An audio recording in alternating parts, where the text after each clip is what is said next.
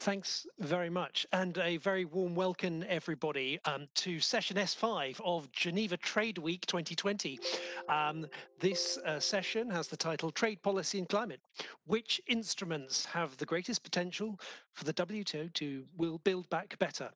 My name is Rob Watt. I am the Communications Director at SEI, Stockholm Environment Institute, and it's a real pleasure to be your moderator today for a fantastic panel. This session is 90 minutes long. We've got 60 minutes during which we'll hear from Sweden's Minister for Foreign Trade and Nordic Cooperation and a panel of experts on different aspects of trade policy and climate and how we can look ahead. We're going to try and make this session as interactive as possible for you. That means that you'll be able to answer chat or pose questions in the chat, and I'll do my best to monitor those questions. You'll also have the opportunity in our last 30 minutes to intervene and tell us what you think are the key priorities in this space.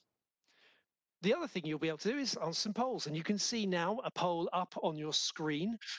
Please go ahead and try and answer it in the remaining 30 seconds. The result we'll share with you after we've heard from our first speaker, the Minister. This poll is really trying to set the scene here and shows you what we're trying to achieve in this session. This session is all about being fact-based, trying to work out how trade policy can support the climate regime, trying to work out which instruments really are the ones that are standing in the way or have the most potential to support the achievement of our climate goals.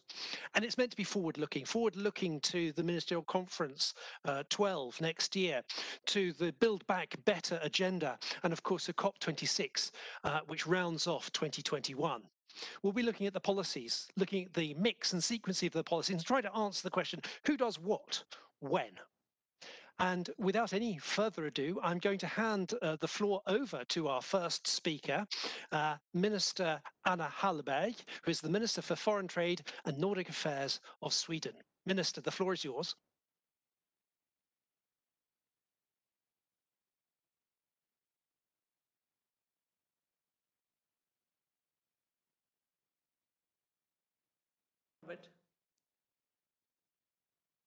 Okay. Thank you. Distinguished guests, I'm so pleased to open today's seminar on how WTO can play a crucial role in building back better. Free trade is a vital tool to accomplish positive change in the world. And right now, I do believe that we are facing a momentum when it comes to joining forces in order to combat climate change. This is not a time for less cooperation or more protectionism. On the contrary, international cooperation is needed more than ever, and WTO can play a crucial role. We see a changing trade environment. Digitalization and global value chains, they have challenged traditional conceptions of trade, and the WTO must adapt to this new reality. The WTO must adapt by modernizing and filling the gaps in its rulebook and changing the way it operates. Modern trade must be based on principle of openness and promote sustainable development.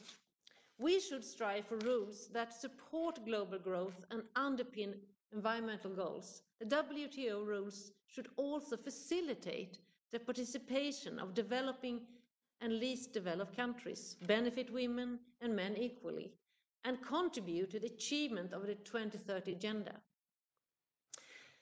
Trade remains the most important driver of global growth, innovation and employment. It's also a vital instrument for poverty reduction and fulfilling the Sustainable Development Goals. Free trade provides access to new markets, increases efficiency of resource allocation, lowers prices for consumers, and promotes access to technologies. Climate change is one of the most urgent global issues. Therefore, we need to move to concrete action and put climate at the top of the global agenda and make sure that trade and climate policies are mutually supportive. Trade can indeed contribute to positive environmental effects by a more efficient use of resources and by introducing new, more competitive products and solutions in the global trade arena, leading to reduced emissions. The growth created by new trade opportunities also create opportunities for climate measures. So, through trade, the negative environmental impact can be reduced, sustainable consumption can be strengthened, and a circular economy. Trade can be key to implement a common sustainability agenda as confirmed in Agenda 2030. And trade policy can contribute much more to positive emission development, for instance, by promoting the spreading of emission reduction technologies and services globally. Well, will this be easy then? Of course not. Being sustainable is a choice. One of the most important choices we have to make right now. And by making one choice, you opt out another one. Sometimes this means that you will have to refrain from the less costly in the short run, but also refrain from maybe the dirtiest choice and the dirtiest alternative in order to be sustainable. However, in the long run, I'm absolutely convinced that climate-friendly goods and services are the most cost-effective and also, I'm sure, the most competitive alternatives. Liberalizing trade in environmental goods and green technology would increase global accessibility of green technology and renewable energy. This is especially important for developing countries where access to technology is lower cost is crucial to green transition possibilities. There's an obvious win-win situation here, where trade can contribute to transition to more sustainable societies. Sweden would absolutely like to see the new climate-friendly technology, goods and services being underpinned by full liberalization from tariffs and barriers. We are strong supporters of the environmental goods negotiations. Given the urgency of the climate action, the need for trade policies that enable this transition is more important than ever. A report of the Swedish National Board of Trade, which I know that you will hear quite soon from a colleague from the National Board of Trade from Sweden, that report shows the leverage of an efficient trade policy could have on climate. For example, trade defense on renewable energy is a serious problem. Trade barriers targeting goods necessary for wind or solar energy make this more expensive and the green transition slower. The conclusions of the report are that trade policy is underutilized in reaching the climate goals. So let us seize this opportunity. Trade and climate need to be addressed in a concrete and forward-looking way at the WTO MC12 meeting. Delivering on environment and climate during that conference would send a message that WTO could contribute to the climate and environmental work. Sweden has a strong engagement for open, free and fair trade and a strong rule-based multilateral trading system. Trade and climate are high on the political agenda, and we will continue to be a promoter to sustainable trade and green transition. I therefore urge the WTO and its members to relaunch the negotiations on environmental goods and services. Let's show a strong commitment for a declaration on environment at MC12. I think the MC12 is really a tipping point where we need to show progress in this area. Otherwise, I think we are really in a deep problem here. So we need to do this together and to repeat, now is the momentum to join forces to combat climate change. And for me as a trade minister, of course, I would like to also to underline again, trade policy could be one of the most powerful tools in this context. Thank you very much for having the opportunity for the introduction speech at this very, very important seminar and important topic. Thank you. Minister, thank you very much for that inspiring speech, both with a vision for how trade can be a great contributor to reaching climate goals, but also very specific about some of the next steps for both the ministerial conference next year, but also in the more detailed area of the environmental goods agreement and negotiations there. I think you've given us a bit of a target to aim for in our following discussions. You will have seen in the poll answer, although very few people managed to perhaps put in an answer, that there is a majority of people who tend to feel that currently the trade regime isn't doing as much as it could to support the achievement of climate goals. I think that was a sort of message that you see there's a huge potential as well in your speech. You indicated that. But interesting, there were quite a lot of people who said that they weren't comfortable getting answer. I won't interpret why that was, but rather say and look to Emily, who's our next speaker, who's going to be able to provide us with some of the facts, put the evidence on the table through two reports that she and colleagues have written from the National Board of Trade in Sweden, and try and sort of answer some of these questions about whether or not trade is helping or hindering. And Emily, I want to ask you actually, first of all, if you'd been asked to answer that question, what would you have said? Well, I'll develop on that subject. Thank you, Robert, and thank you for giving me the opportunity to contribute to this important discussion about climate and the future of the WTO. We are all aware of the urgency to reduce greenhouse gas emissions and the need of everyone and all policy instruments to contribute to the transition to a more climate-friendly world. At the same time, multilateral negotiations at the WTO have been very difficult for the WTO membership for a long time, and the WTO has hardly been able to achieve anything multilaterally since its inception, and not either plurilaterally as regards climate issues. Therefore, we, like many others, have analyzed and studied what we could do in the meantime, unilaterally or plurilaterally, within the WTO's existing rules and instruments to facilitate the transition. Before I present our reports, I just have to say that taking actions unilaterally or plurilaterally would, however, be a second best option. Most of all, we would prefer multilateral solutions in order to maintain a strong rules-based trading system, and also because such solutions are often optimal from an economic point of view. However, these options are not mutually exclusive, and many multilateral agreements have in fact been developed from plurilateral to multilateral ones. So unilateral, plurilateral, and multilateral instruments could rather complement each other and could be pursued in parallel to reinforce each other. The studies that I will present today were both commissioned by the Swedish government. They address two different approaches of supporting climate goals with trade policy. The first report focuses on possible reforms to make climate-relevant goods less costly, and the second report on making goods responsible for large emissions more expensive. So to the first report,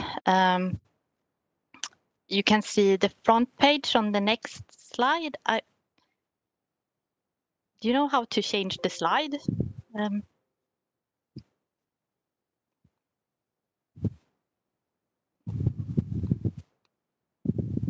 Sorry, I don't manage to change the slide here. So the first report, you can see a miniature of the front page on the slide. It's on trade barriers to goods and services important to climate action. It looks at examples of trade barriers for goods and services that are important for enabling an increased use of renewable energy and cleaner road transport. And the sectors were chosen since the energy and transport sectors account for the largest share of total greenhouse gas emissions globally, and since cleaner alternatives are already available in these sectors.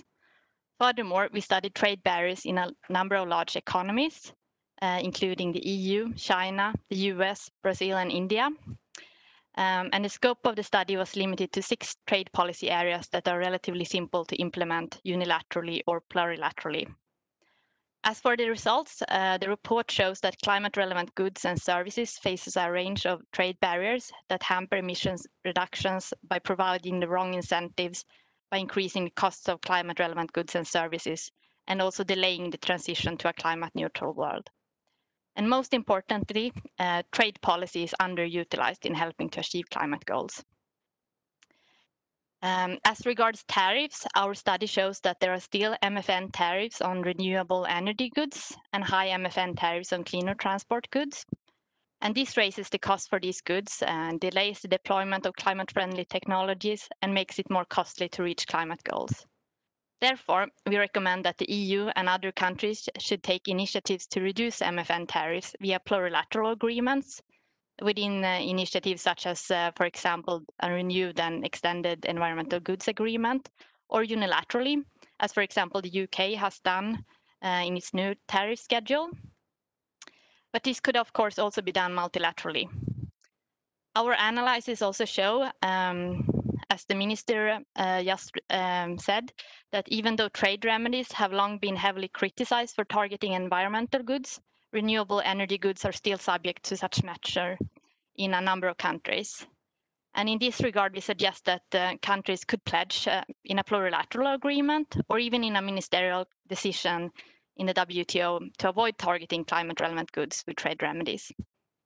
Or countries could unilaterally amend their national policies to allow for climate considerations. The report also, for example, shows that the trade conflict between the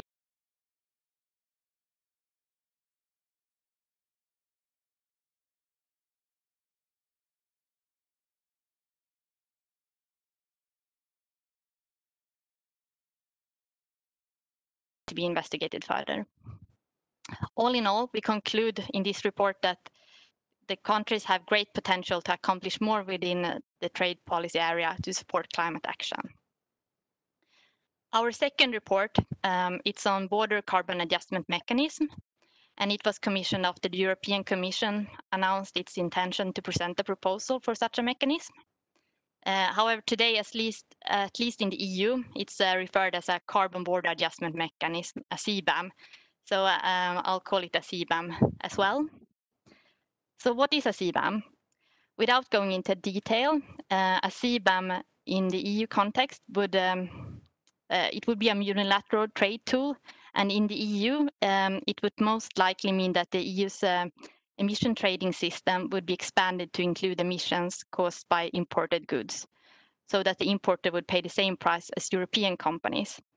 And the purpose of a CBAM, it would be to mitigate the risk of carbon leakage, and that is that the companies within the EU would move outside of the EU where it would be cheaper to produce. So by putting a price on the embedded carbon in the imported products on the same level as the price in the EU, you would avoid this risk. And we were asked to analyze trade-related aspects on border carbon adjustment mechanism and assess the possibilities for the introduction of such mechanism by the EU. We didn't assess if a CBAM should be implemented, even though a CBAM, often according to economic theory and modeling, is regarded as the most efficient unilateral tool for managing carbon leakage. But rather, our mission was to analyze if it can be designed in compliance with WTO rules. However, introducing such a system implies a number of practical, economic, legal, and political challenges. So in order to address these challenges, we put forward a number of recommendations for creating such a mechanism. And I'll just mention a few, focusing on the legal aspects, since I'm a lawyer. So from a legal perspective, a CBAM, a border carbon adjustment, can be designed in different ways. So therefore, the assessment of its legality, it would ultimately depend on how it would be designed in detail. But our assessment is, however, that it's possible to design a carbon border adjustment mechanism that will be compatible with the legal framework in a way which would also create incentives for reduced emissions and at the same time not result in excessive transaction costs either. Moreover, CBAM should, to as a large extent possibly, preferably be designed in line with the substantive rules and the non-discrimination obligations in the GATT. Secondly, our assessment is that an efficient CBAM has to be justified by the general exceptions of the GATT, at least to some extent. And this would require, most importantly, that the measure has a climate purpose to reduce carbon emissions. For the application of the general exceptions, it's also important that such a mechanism does not in practice lead to an arbitrary or unjustified discrimination or a disguised restriction of international trade. And in this regard, it's important that an open and an inclusive and a transparent process is conducted with affected countries within, for example, the WTO. So to conclude, what should you remember from this? There are a number of unilateral and plurilateral trade policy measures that have the potential to reduce carbon emissions. International trade can contribute to achieve the climate's goal by enabling the diffusion of more climate-friendly technologies or giving incentives for reduced emissions. With some political will, the WTO members could also take plurilateral, multilateral initiatives. Given the urgency of climate action, the need for trade policy that enable the transition to a more climate-friendly world is more important than ever. The WTO members and the WTO should take this opportunity and build back better from the COVID-19 crisis.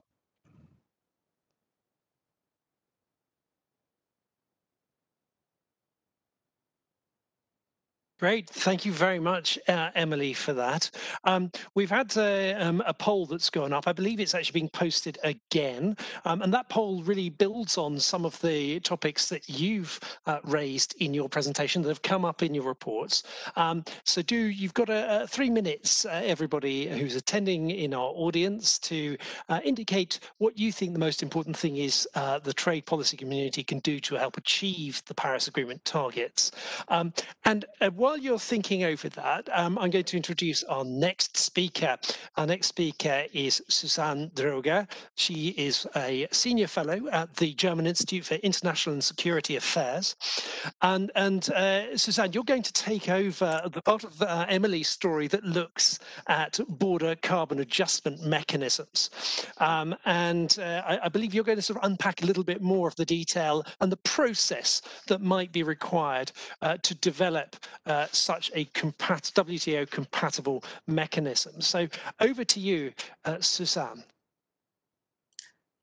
Yes, thanks a lot, Robert. I would like to follow up on what Emily already indicated by maybe first showing you the ideal way forward once a country or jurisdiction decides to implement this tool, before I talk a bit about the EU Commission's plans. Maybe we could switch the slide again. That would be lovely. And the next one, please. What you can see here is the result of a project that was conducted a few years back with some colleagues at the Climate Strategies Network, some are being in the room today. And it shows what to look at and which order would make a lot of sense once border carbon adjustment getting serious. Because it is all under the heading of a design along the WTO rules, just as Emily has elaborated. And just to guide you through a little bit is, once you've decided to use this tool to avoid carbon leakage, then you have to start a dialogue. You have to explain why you want to do this. And actually, this is the first question, what it would look like and why you want to do this, because we've seen this already this summer. Inquiries started in the WTO fora towards the EU. What are you planning? So, and once this is decided, you have to start the hard work by determining the scope and the coverage of what you have in mind. You have to notify your partners about the goods and sectors that should be covered, and of course engage with affected countries bilaterally and in multilateral fora. The third step is to calculate the embedded carbon and to decide and to debate on what is the basis for this calculation. And this needs to be a participatory process as such, because you need the data, you need to have consent on what averages or default values should be applied and how that would make sense in order to address carbon leakage. And of course, this needs to be documented and transparent. The adjustment level is another case in point where you have to create processes that document for instance, if a so-called benchmark is set, why and how could trade partners declare that they are meeting or are even better performing than this decided benchmark? And of course, independence of data collection and fact-based decisions are key. Now, another issue is, and that's a hot topic in the EU right now, what to do with the revenues.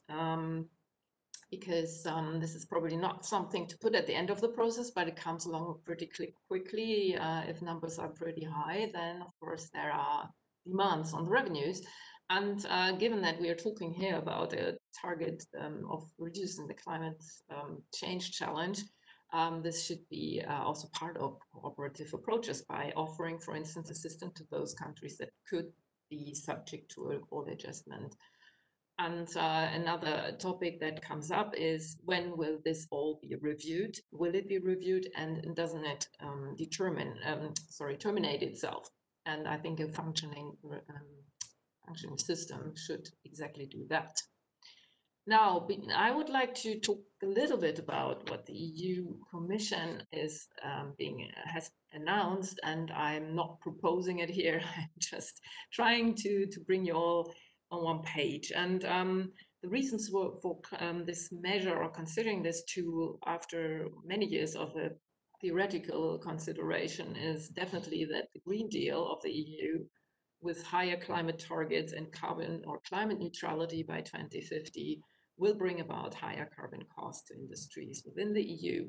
There's still an open debate how these costs will occur. We have an emissions trading scheme here in Europe, and free allocation, which is a behind the border measure to address carbon leakage, it's going to go down, and that was decided already for the phase we're in. Also, a stricter cap on emissions will lead to a higher price, given that industry demand for certificates will be high. So given this higher cost, there is a higher risk of carbon leakage, and the idea now is to address this with the border measures. The mounting pressure on the carbon price at the moment is discussed in the context of leveling the field for competition within the EU. So for asking imports for a carbon price or demanding this at the border, and not for exports so far. Although a functioning border carbon adjustment could work both ways, because we can also see that some cleaner export could lose market shares abroad once they get more expensive. Now, the so-called CBAM, which is the Carbon Border Adjustment Mechanism proposed by the European Commission, has 3 ingredients and options, and one is to introduce a carbon tax, a CO2 tax on particular products.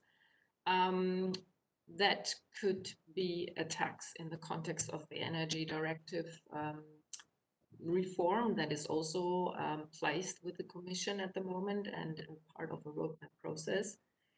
It could be an additional customs duty on imports to the EU, and it could be inclusion of importers under the emissions trading scheme, as mentioned by Emily. And you can, of course, place your bets on what is most likely. But as all the tools in the toolbox are under investigation right now, nobody can really.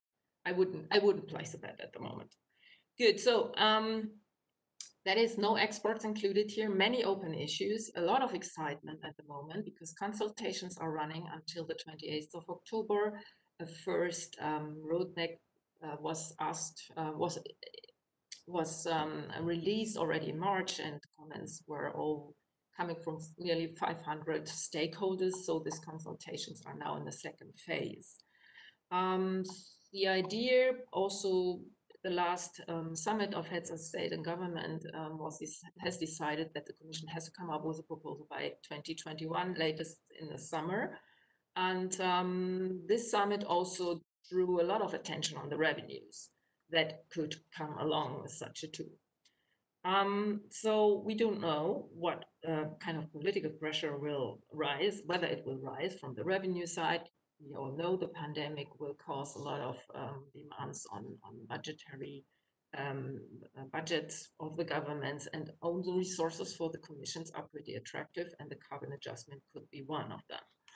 Now, coming back to the engagement with trade partners, the idea that the Commission has launched and that is supported by the President of the EU Commission, Ursula von der Leyen, caused a lot of excitement with trade partners already. And I think as we are talking here about a more proactive and positive approach to trade and climate and trade and sustainability, I think this too needs to be judged upon in this context more than looking into whether or not it's compatible with the WTO. I think one of the strategic and tactical dimension we see is that probably the EU is only preparing to have fully thought it through. Maybe we will see this happening from the US when there's a change in government and nobody knows what the US means when they're talking about border carbon adjustments, because they want to, introduce some kind of carbon pricing. So probably this too won't ever happen, but we will have a discussion that has some leverage on carbon pricing with other countries. Also, I think this measure has to be climate related only, as Emily has highlighted, not being a fiscal measure, creating revenues. This is really, really tricky, because this is something that trade partners do not like at all, to fill the budget of the EU at the border with their with prices for their imports along carbon content. Probably also the measure will not come as a at the border measure. We probably will see that the EU comes up with ideas behind the border. So this could happen, and this could be part of consultations. I think a combination of border adjustments and talks about carbon pricing, minimum pricing, is a good idea with trade partners. There are many countries out there that have a carbon price in place. They will raise questions, and these need to be addressed. And yeah, explaining it over and over again is part of the story, as I made the point I made in the beginning. So happy to discuss or hear from you what you think about that. Thank you. Thank you so much, Suzanne, for unpacking a little bit what Emily was talking about. And I've learned, of course, this new acronym CBAM that I will use consistently from now on. So now we've looked at CBAM, Border Carbon Adjustment Mechanism, and we're going to sort of unpack perhaps the other side that Emily has talked about, and which was referred to extensively actually by the Minister, which is really the extent to which there are options on the table for the trade policy community to address the issues such as tariffs and remedies and other barriers to establishing a circular economy. And to help us do that, we're very grateful and happy to have Clara Brandi with us, who is a senior researcher at the German Development Institute. So Clara, let you make your opening intervention before we invite all three panelists to come back for a discussion. Over to you, Clara. Many thanks, Robert, and many thanks to my previous speakers. It's a pleasure to be on this panel today. So making progress at the multilateral level would, of course, be the first best solution. But since that's very difficult, and in light of time running out very quickly, there's an urgent need, I think, to focus on other solutions, using plurilateral or preferential agreements, trade agreements, to leverage climate action. And the hope is, of course, that these kind of agreements can then put positive spillovers for the multilateral process in the WTO to help build back better and to help promote the Paris Agreement and the 2030 Agenda for Sustainable Development. As in fact can be seen in this slide here, trade agreements include ever more environmental provisions. And the black line on the left shows how the average number of these environmental provisions has been rising fast since the 1990s. Feel free to explore in more detail the content of these provisions on this website indicated here, trendanalytics.info, which visualizes this database with data collected by Professor Jean-Frédéric Morin and his team to really dive deep into the details of what kind of environmental content different countries have inserted into their trade agreements over time. And as you can see in the next slide, these trade agreements already include many provisions that do address climate change. Many of these address renewable energy or energy efficiency, but there are also a number of trade agreements that directly address climate mitigation and also adaptation efforts. So that's a good basis to move forward. At the same time, however, despite their great potential, the contribution of these provisions in trade agreements remains underexplored, underutilized, as Emily also mentioned previously. Although some trade agreements do include some detailed commitments regarding different other environmental issues like biodiversity, forestry, fisheries, also endangered species, they include only very sparse, few, and rather vague commitments on climate action. So overall, there's a lot of potential that still remains to be untapped. So more concretely, what can be done? Firstly, I think first and foremost, really an easily achievable aim, and also as also underlined by Emily in her study that she presented, a really good win-win start might be to enhance liberalization for climate-related goods and services. And this is clearly a win-win solution, as it would contribute both to trade liberalization, promoting trade, but also fighting climate change. Yet even this relatively uncontroversial issue remains ignored by most recent trade agreements. So again, underutilized, underused. Secondly, another option that the EU has gone for is to demand not only the ratification, but also the implementation of agreements like the Paris Agreement as a requirement to conclude a new trade agreement. And this could, of course, help reduce the risk of withdrawal from the Paris Agreement going ahead into looking into the future. So this is another example of how climate provisions could be introduced into trade agreements going forward. A complementary option is to not only introduce climate provisions in trade agreements, but also include trade provisions in climate plans, for example, in national climate plans under the Paris Agreement, the NDCs. And as you can see in this slide, already there are some references to trade. Around 45 of all NDCs under the Paris Agreement do contain some trade-related provisions. But at the same time, only 22 of them, only 22 NDCs do include trade provisions that are really focused on strengthening climate mitigation. So there's again considerable potential to be still leveraged. And last but not least, let me mention another third option, for example, very much proposed by Nobel laureate Nordhaus, which is to use trade measures as an incentive to create climate clubs. So coalitions of front runners, coalitions of countries going ahead with strong mitigation commitments, and using trade measures as incentives or penalties on countries, incentives for countries to join, raise their ambition level, but also penalties on countries that do not participate in these climate clubs. And as recent research indicates, there are actually quite a few environmental agreements out there that already help to promote trade. So there are, in fact, already actual environmental clubs out there, and this shows that there's potential to actually use these trade incentives to go forward and create more environmental clubs and also climate clubs looking into the future. So overall, in sum, including climate provisions in trade agreements, including trade provisions in climate agreements, for example, in the NDCs, but also trying to use trade as a measure to create or promote climate clubs really shows that there's untapped potential going ahead, and that we should leverage this potential to more effectively to help build back better, to help promote the Paris Agreement and also the implementation of the SDGs. And I look forward, to more discussions and questions with all of you and also with the participants. Clara, thank you so much for that and the clarity of your three different pathways here. Climate into trade, trade into climate, and then looking at these clubs as well. Really, really clear for us, I think, to get to grips with in our panel discussion. Could I ask our host to put up the results from our second poll, which tried to gauge the temperature of our audience when it comes to the different mechanisms that we've been talking about.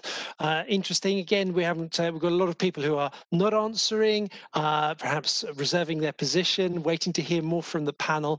And of course, we've got a wild card in there on fossil fuel subsidies. We'll come to that in due course, perhaps during the panel. But perhaps I can follow up with the panel. Perhaps start with you, Clara, but feel free, any member of the panel, to come in on this.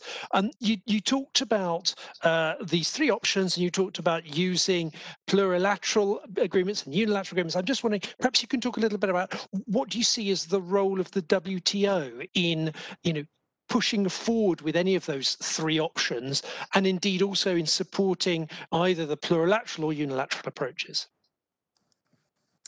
Yeah, that's a very good question and not easy to answer. I mean, I think I have a very positive view on plurilateral and also preferential approaches to linking trade and climate, because these can provide options to experiment, to innovate, to try out new solutions.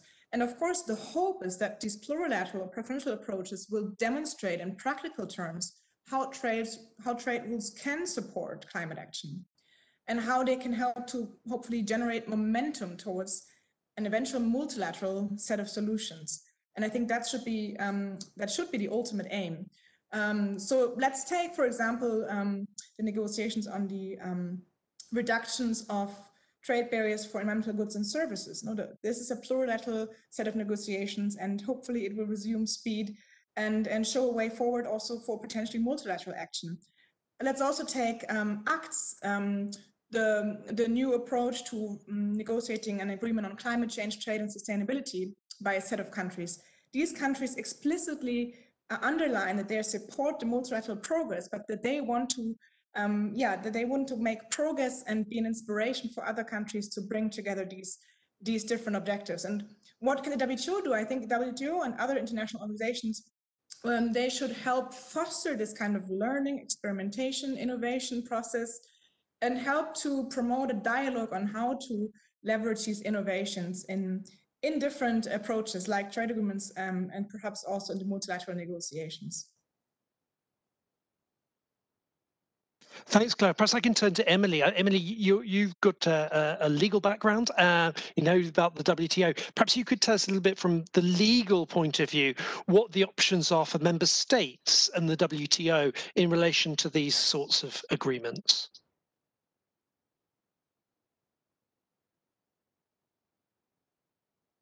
Well, as I already mentioned, in our reports, we show that there are a lot the WTO members can do themselves within the existing legal framework in order to support climate. And as regards the WTO, one of its core functions is rightly to provide a forum for negotiations among the members. So both for current matter, but also for future issues and agreements. So that would of course be the ultimate solution, some kind of multilateral or plurilateral negotiations. And besides this, I can also mention it has, for example, it's suggested by James Backus, who's a former member of the appellate body, that the WTO members could adopt a collective climate waiver in order to support member states' unilateral initiatives. Such a waiver could permit the WTO members to adopt measures that are legally uncertain or contrary to the WTO commitments. So since there's an overwhelming risk that that measures protecting climate would be perceived as protectionist measures, this could be a way to avoid lengthy and costly trade disputes due to the lack of WTO jurisprudence and uncertainties of the legal boundaries of the WTO rules.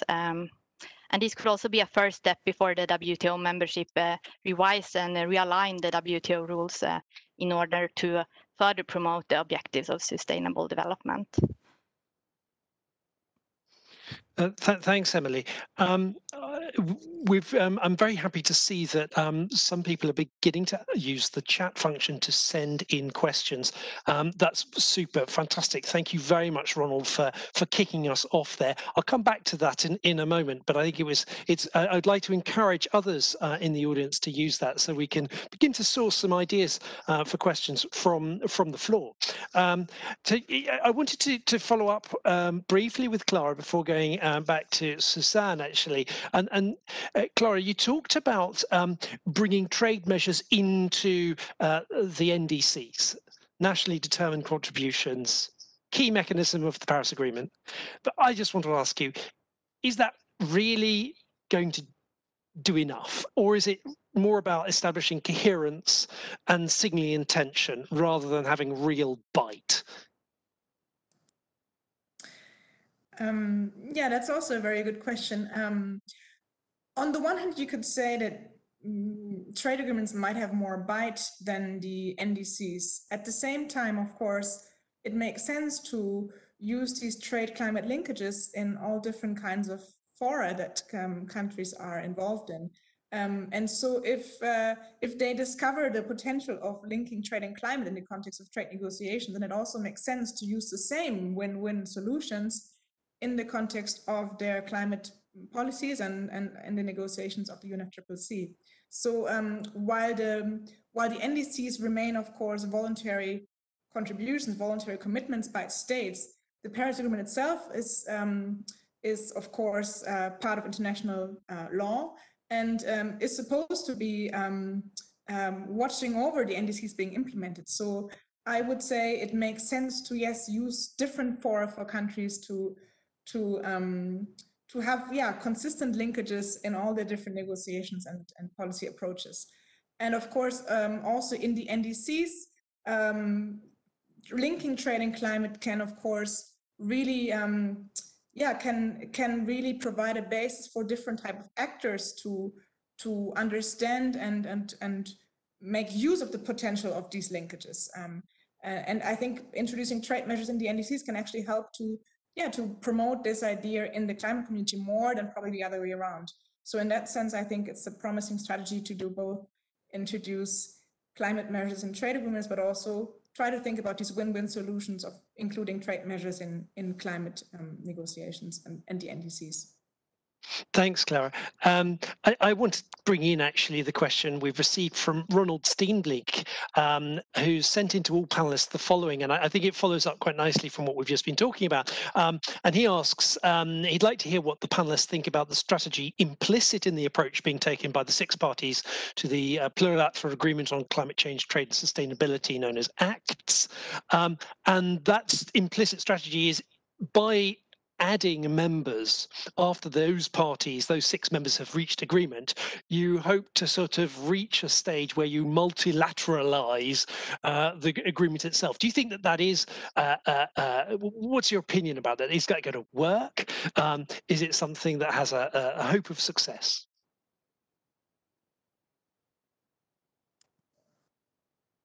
Maybe let me start. I think I've already expressed my optimism regarding these negotiations as providing some new impetus for multilateral action. And I think it's good to negotiate these agreements with this open kind of approach in the hope that new members will join. Of course, they won't have been able to shape the terms of the agreement, but at least they will have some transparency in terms of what has been discussed in which way. And I think keeping these negotiations open for other parties to join can provide some basis for eventually multilateralizing the agreement in the longer run. Emily, can I ask you, are there any sort of legal aspects to building up from plurilateral to multilateral, or can you just sort of go ahead and do it? Well, I haven't studied the agreement in detail, but there are many different options and ways that plurilateral agreements have become multilateral agreements. So I would stay positive as well that if there's a will, I'm sure the WTO members could find a way. Thanks, Emily. And as a way of bridging a little bit between talking about the plurilateral approaches and win-wins in this area. I wanted to come back to what Clara mentioned, these climate clubs. And in my mind, I could see there being potential overlap between climate clubs and the CBAM type of approach, the border carbon adjustment approach. And we've actually got a question again from our audience about this that I'd like to ask Suzanne in the first instance. It's from Harold van Asselt, and he says some have suggested a climate club using border and carbon adjustments. To what extent is that realistic, and how would countries and other actors interested in establishing such a club need to move such an idea forward? So, Suzanne, perhaps you can address that question. Yeah, I think what the idea goes back to is an old idea with environmental agreements that you need some kind of sanction to make countries cooperate on something that is a global public good, right? So the problem here is why should one join such a club when it's costly? So where are the benefits? So, and in this kind of thinking, the benefit would be if you use it for the CBAM or border adjustment, that the club members do not have to adjust at the border when they trade with each others.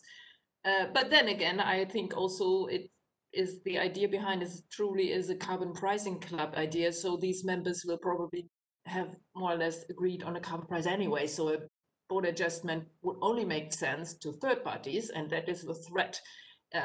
I would perceive it as a threat, as a sanction, so that if you want to trade with big countries that join this club or made up the club, you have to adjust your climate policy accordingly. I mean, this has a lot of charm. You bring in really the hard stuff by threatening, trade measures against them. But then again, it's power politics. I wonder where you will get a critical mass from in order to set this club up.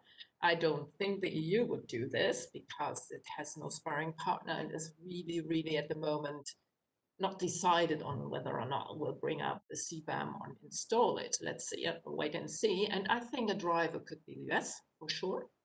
And it could use any plan to introduce carbon pricing to build up a coalition.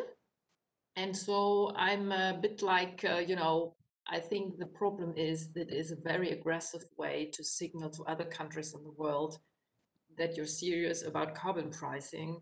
I am rather cautious about this, whether it will fly, because it's a long distance run. It's not something you do 1 or 2 years and then you abolish it because it works so well. I think it needs a constant setup that is, I do not see it happening as long as the WTO is in such a state as we see it right now. Thanks very much, Suzanne. There's quite a detailed question here, also from the floor, which you have actually in your wonderful diagram of the different steps, design steps for a border adjustment, and it's specifically about monitoring emissions from trading partners. How is it possible to do that? How can you do it in a way that's credible? I think we are in a state where we have increasing knowledge about carbon footprints and carbon content and embedded carbon. The numbers are there, but probably only for specific goods and sectors, so basic materials. So it is possible to have an idea about some default values maybe, by tracking and tracing and monitoring all the detailed emissions that are in a final good, like just this mobile, right? I think this is not where we will start. Also, along the lines I described, the debates are more than that. Also, according to the WTO, you must not discriminate against your trade partners. You need to establish some kind of average value that is, for instance, the performance across the European Union, which is probably better than in some other countries. If you use this as the assumption of the carbon content for imports, this is a more generous way to allow countries to, adjust not for the real emissions they may have. And if they perform much better than the EU average, they should be allowed to show that they perform much better. And so this very much depends on international knowledge on embedded carbon. It's possible. We have tracking projects running. I think that this discussion on the CBAM will trigger even more the way how we measure carbon that is being traded. And of course, in economics, we have input-output tables, what have you, where you can attach the carbon content to what is flowing among sectors. But of course, it's not a straightforward way to implement this kind of system and to monitor the emissions. You need to use assumptions, and you need to have rules on how to challenge the assumption if some imports are performing much better than the country that implies a CBAM wants them to.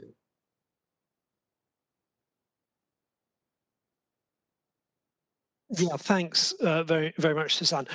One thing that the minister mentioned in her opening intervention was talking a little bit about the emerging economies and developing countries. And a question I've got for anyone in the panel is really how can we design the right sorts of trade policies that will enable the scaling out of the sorts of technologies that will mitigate carbon emissions? Are there things that we need to take specific account of when thinking about the situation of developing and emerging economies?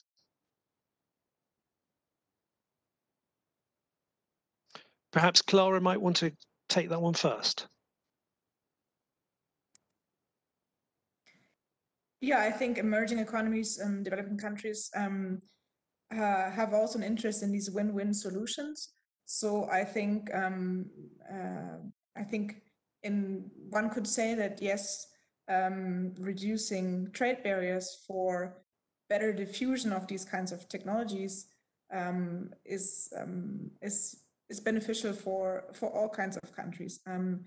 Of course, there might be differences across countries when it comes to production possibilities and ways of making use of these technologies. But I think in general, I would be quite open to the suggestion that this would be in the interest of all kinds of countries. At the same time, it makes sense to think about complementary measures like technology transfer or technology banks to make sure that there are additional measures for making for safeguarding that technologies can be used also in developing countries to promote production possibilities or being integrated into global value chains in that regard. Thanks very much, Clara. Suzanne, are there specific things around border carbon adjustments that need to be taken into account when thinking from the perspective of the emerging economies and developing countries? Mm-hmm. Yes, of course. I mean, the elaborations on how a border adjustment could look like all come up with some guidance that says exempt those countries that are poor from the scheme, and those who are not really the poor ones, but the emerging ones with emission-intensive industries. Of course, they would be hit by this measure, and so that is why I was indicating that the process needs to be carefully designed, and with them, there need to be really many talks on how to, how to get on with such a solution. Is it a threat? And one could move the, for instance, China. Let's look at China.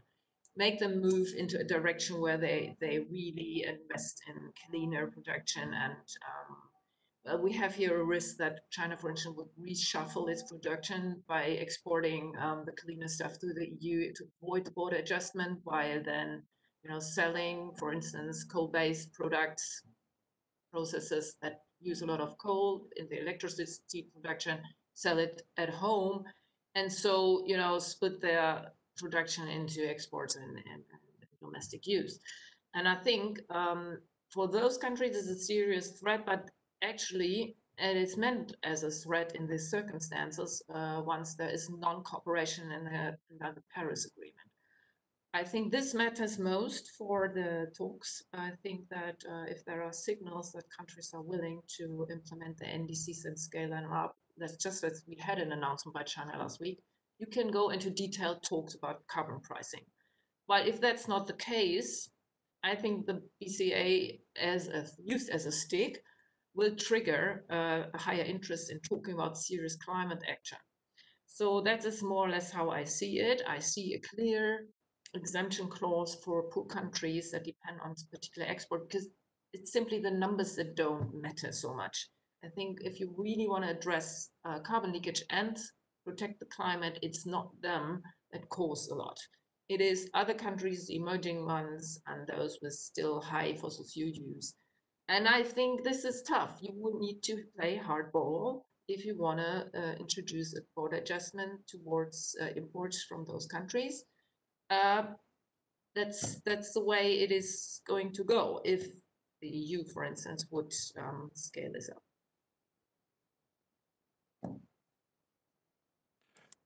Thanks very much, Suzanne. Emily, how about you? What about the perspective of development and developing countries? Yes, well, there's an obvious risk that a BCA or a CBAM for developing countries could result in cost and become an administrative burden and complicate for companies from developing and countries and make it hard for them to export to the EU.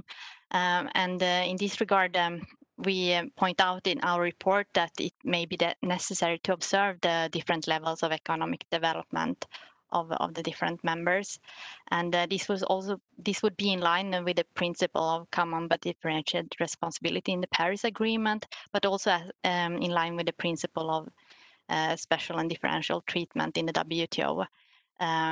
According to which the developing countries can receive trade preferences or technical assistance or relief from certain commitments. And I can just say that in our report, we recommend that at least the least developed countries should also be exempted from the measure. But how this should be designed in more detail, it would have to be examined further. And we also recommend in our report that the revenues from the CBAM should be used to reduce administrative burden and for climate action. And both these things would also be important for the assessment of the CBAM under the general exception rules and to make it compatible with the WTO rules. Thanks very much, Emily. I think we're going to see the results for our third poll in a moment, and even less participation this time on trade-offs that need to be taken into account on border carbon adjustments. We've now got about 25 minutes or so remaining in our session, and we have a guiding question that we've like to pose to the participants, our audience, and we'd like to give you the opportunity of commenting and intervening. To do so, you need to raise your hand, and once you've done so, our colleagues in Geneva will be able to offer you the floor. Just to remind you, our guiding question is: what is the most important thing what is the most important thing the trade policy community can do to help achieving the Paris Agreement targets? What is the most important thing the trade policy community can do to help achieve the Paris Agreement targets? So if you feel that you would like to intervene on that point and provide your own perspective on that, we'd love to hear from you. While you're getting your thoughts in order, perhaps I can follow up with the panel and ask them if they were a minister, like Minister that we heard from earlier, Minister Hallberg, which policy would you choose to introduce to ensure an alignment between trade and climate? And I'll start off with Suzanne. Yes, of course. That's, I think, from the academic world, we hear a lot of, as we just elaborated, a lot of evaluations why trade ministers have the tough thing to do on an everyday basis. So I think, first of all, if you're in the EU and you have in times of trade conflict and decoupling ambitions around the globe, a declining will to support multilateralism, you have to take care of these really broad issues. And I think while I had the role to talk about border adjustment, which are really rather a stick than everything else, I think we have reached the times where this stick is probably needed. And as a trade minister, I wouldn't couldn't resist probably to every now and then hint at these plans made by the EU. While actually for me, it seems absolutely important to reignite the talks about productive, cooperative trade deals that incorporate social standards, that incorporate environmental and sustainability standards beyond just clauses. Because the work done by Laval University and the GDI on the database, of course, this is a lot of lip service. We know that the text is really patient, as we know from other international agreements. But as a trade minister, I would really insist on this type of agenda. I would also I would really promote the ACTS agreement as a case in point. It still lacks a lot of critical mass. And it was initiated basically by trade ministers. And I think this needs to be supported. So I would definitely go for a positive agenda. Why the risk is that US policy will continue that puts so much stress on international trade relations and on the multilateral system, which is the key problem at the moment to me. Thank you, Suzanne, the assertive trade and climate minister. Now I hand over to Clara to see what approach she would take as a minister. Yes, I agree with this positive agenda of my colleague. I would support her measures. I think it makes sense to focus on this positive linkage in trade policy, and I think it makes sense to support the negotiations of acts and similar negotiations going forward. I think as a trade minister, I would also try to tackle the problem of, or try to promote the problem of tackling fossil fuel subsidies, and potentially using trade rules to support this important endeavor. And I would, I guess, try to make use of these trade measures in environmental agreements, because we talked about carbon border adjustments as sticks to promote climate clubs. And we heard about the challenges in this context, and we heard about also repercussions and challenges of border carbon adjustments more generally. But there's actually a way forward also, again, for a more positive agenda in this regard on clubs, because as I mentioned, our research shows that these trade liberalizing provisions in environmental agreements, also potentially in climate club agreements, can actually generate more trade flows among members. So this is not the stick, but this is the carrot to increase incentives for other countries to join, or to raise ambition levels, or to increase incentives to implement the climate action commitments in such a climate club. So I'm also hopeful that in the context of this idea of a climate club, we can not only think about this negative stick option, but also about the carrot option that seems to be out there really inside.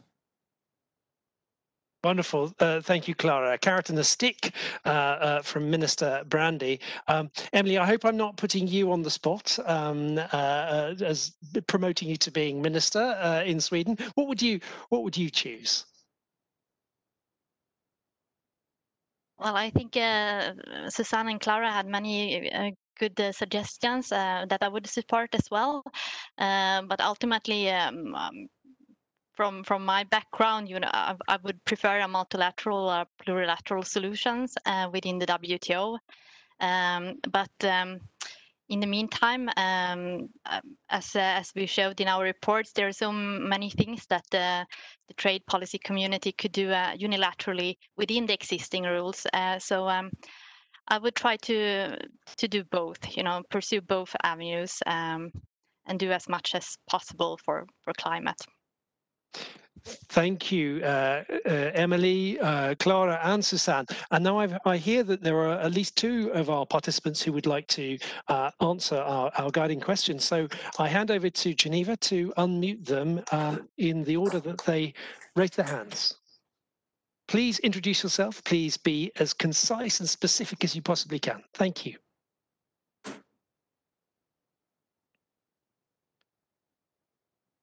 All right. Can you hear me? Welcome, Harro. Okay, hi. Yeah, sorry. I've been put on the spot a little bit. I must admit that I wasn't expecting this, and my daughter just came home, so she's crying next door. Hi, everyone. So I guess I'm answering the same question, putting on a minister's hat and trying not to repeat the panelists. So I'll say something different, and I think what I'll say is something about the process of making trade agreements, and I think that has hardly been discussed so far. I think one of the biggest challenges that we see is that trade agreements still in many countries and in many circles are made by trade policymakers with, to some extent, some input from broader communities, but still relatively limited. And I think if I were in a position to make sure that trade agreements work indeed for broader societal goals, not just the Paris Agreement, but also the SDGs, I would certainly try to create a process domestically that focuses on securing as much input as possible, but also securing scientific input as possible. So I know there are suggestions for a sustainable or a climate impact assessment of trade agreements. And it's along these ways that I would try and strengthen domestic processes rather than ultimately expecting Geneva to come up with solutions. Thanks very much, Harro, for those specific and slightly different sort of perspectives on this. Over to our next audience member, please.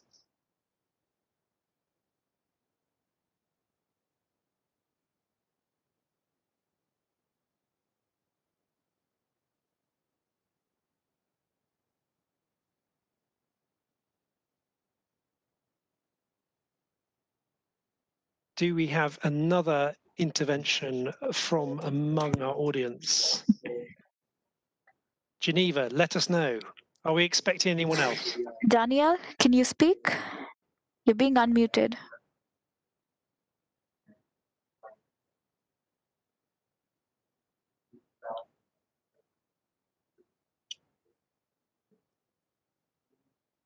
I'm sorry, I didn't ask for, I wasn't raising the hand, that's why. But if you want, I can give a view on it, yeah. Please, Daniele, go ahead. Yeah, actually, if I can expand a bit on the development countries problem that we were talking about before as well, I was thinking that there is a need to provide something for the other countries. And I was thinking about the Ecuador president, Correa, that in his presidential time came up with an idea to find some support, some international support to finance the protection of a forest in his country where oil could be digged. And he tried to get money to not actually produce oil from there. So the idea is, can we find things to give to them in order to avoid productions made with polluting energy sources?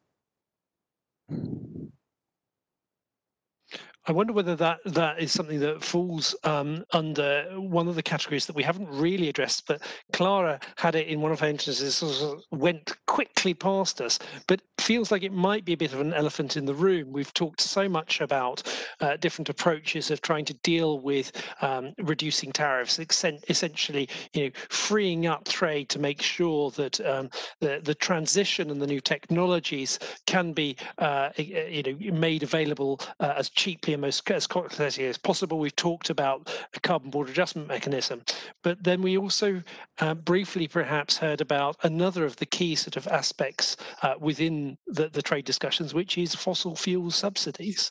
And I just wonder whether we've got an elephant in the room that we haven't addressed, and whether if we look at all of these different approaches, whether in fact the one that gives you sort of most bang for your buck, if you like, is to deal with fossil fuel subsidies. Clara, is that something that you think we're underappreciating as being a key part of this discussion around aligning trade and climate policy?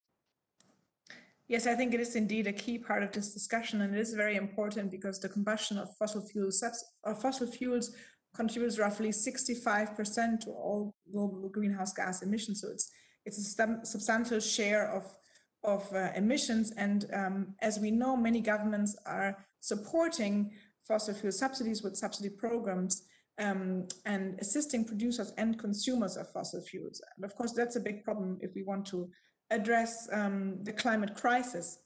And of course, many international organizations have acknowledged the importance of these subsidy programs, but little has happened so far. So yes, I think, again, there is substantial room for improvement, and trade rules can support this agenda of limiting fossil fuel subsidies.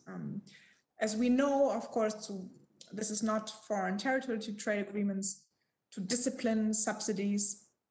At the same time, it's not easy, but we hope that perhaps we can also learn from the negotiations of fishery subsidies as part of the Doha WTO mandate, which happens partly for environmental reasons. And the hope is that progress in this area of reducing fishery subsidies can also set a blueprint and provide some insights into how fossil fuel subsidies can be reduced going forward and how trade rules can play a part in this. And in fact, the ACTS negotiations that we talked about, they also put a spotlight on reducing fossil fuel subsidies. So again, here are plurilateral negotiations that are taking up this important issue of linking trade and climate, and hopefully they can also provide some insights into how in a multilateral setting fossil fuel subsidies can be addressed by trade rules. Thanks very much, Clara. And for those people in our audience who are really interested in getting into more detail around fossil fuel subsidies, there is a dedicated panel and session on this on Thursday morning at 9 o'clock in the morning European time. We're moving into the last 10 minutes or so of this session. And I wanted to return to maybe where we started with, particularly with the minister's speech and intervention. There are two things I wanted to follow up on. One is the environmental goods agreement. And I want to hear perhaps from Emily a little bit and other panelists. What's the prospect of getting the environmental goods agreement back on track? What are the options open to us, and how far will it actually address the issues that you set out in the first report from the National Board of Trade around tariffs and remedies? So that's one of the key instruments that I think that we need to address when thinking about being forward-looking, being action-oriented over the next 12 months or so. So perhaps Emily, you might want to reflect on that, and other panelists too. Well, first and foremost, I think it's a political question. There's a political lack of will for the negotiations right now. So there would really need to be this political will to get into the negotiation room again. But I don't think it's impossible. And then you ask something about the relevance of the environmental goods agreements, and like bearing in mind that the technology have developed so much since the negotiations were suspended. And I think the focus was mostly on goods. So I think you would have to have a new approach. You would have to look further into services, and also include more, have a new look at the goods that were suggested back then. And I can also mention that my colleagues who were writing the report on trade barriers, they also developed a list on goods that could be included into these negotiations.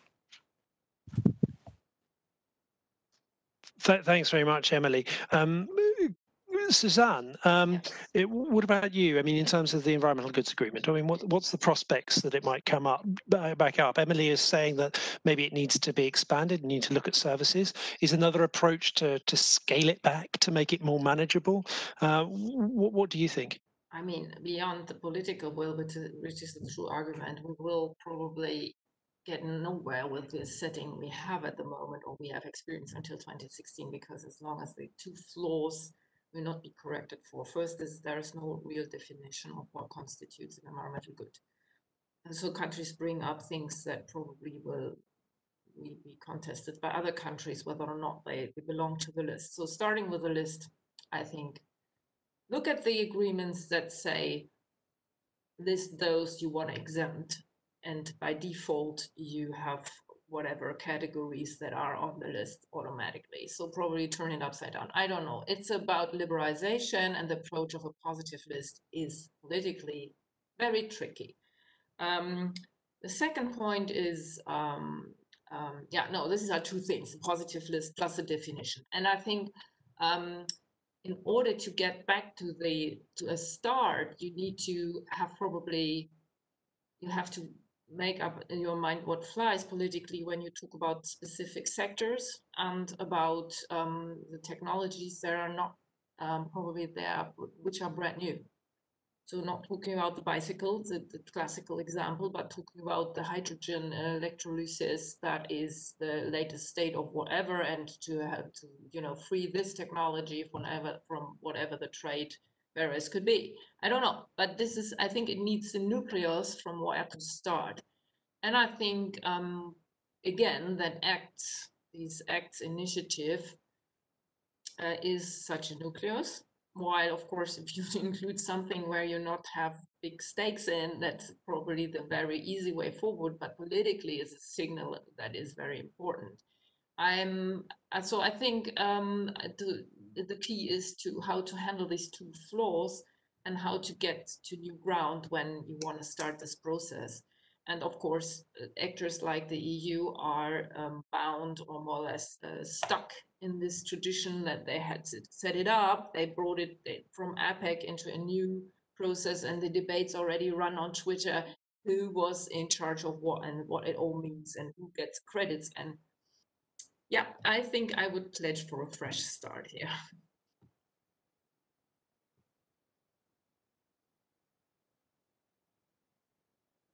Thanks very much, Suzanne. A fresh start.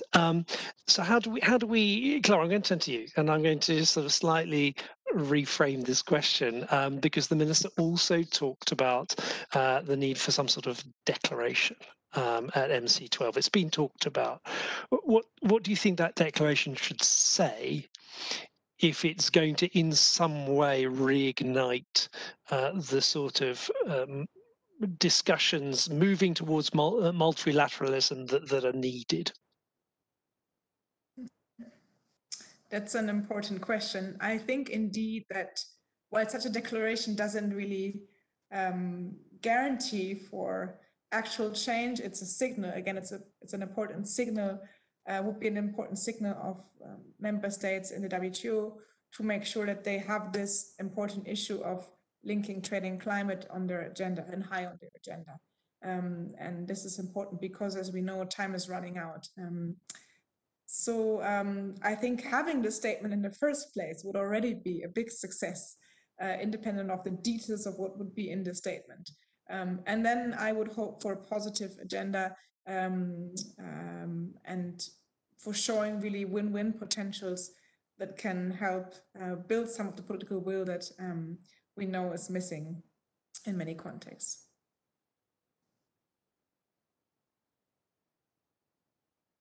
Thanks very much, Clara.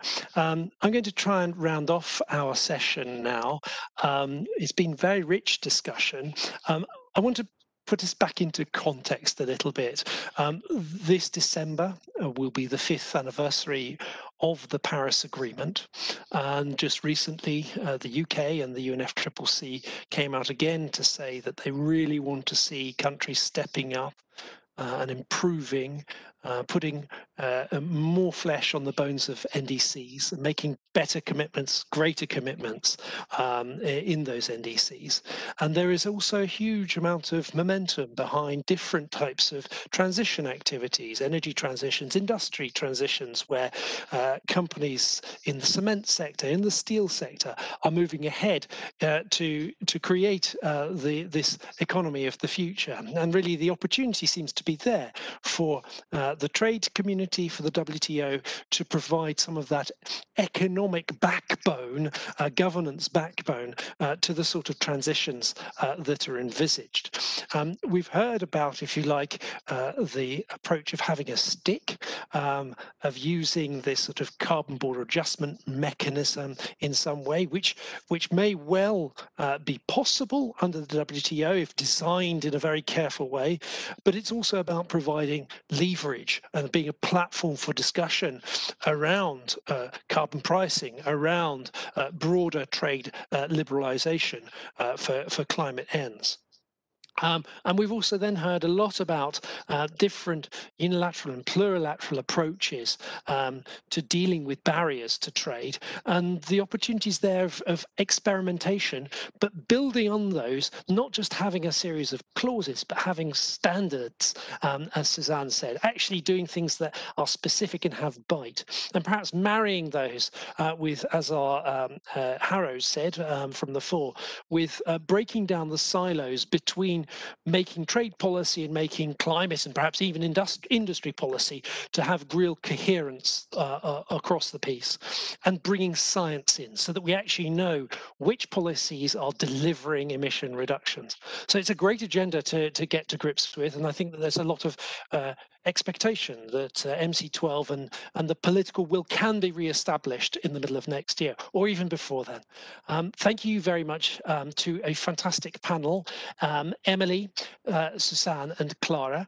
Thanks also to our helpers in Geneva, and also to all of you in our audience. It was a real pleasure.